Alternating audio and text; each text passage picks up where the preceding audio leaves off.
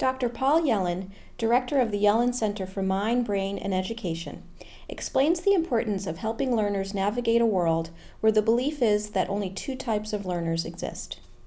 The prior assumption was, in a sense, that there were two kinds of learners, maybe three. That there was a typical learner, and then you were learning disabled.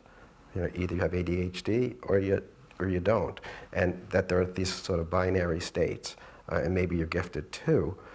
And clearly, as we've learned about brains in children, we know that that's not really the way things are, that there's a wide range of normal variation, that children develop at different rates, that they're destined to do different things when they grow up, and that their brains change over time.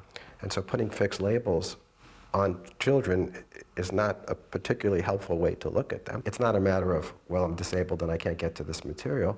The issue is really figuring out how I can access this material. And I think UDL makes that material accessible to different kinds of minds and acknowledges the fact that different kinds of minds are just the way things are.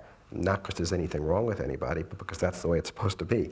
And I think that by the same token, having children understand how their minds are different is important. To allow them to access UDL or access the material in the way that they can, optimally, and also to begin to look at themselves in a healthy way and not look at the person next to them and say, well, that person can do that stuff and I can't, so I must be dumb.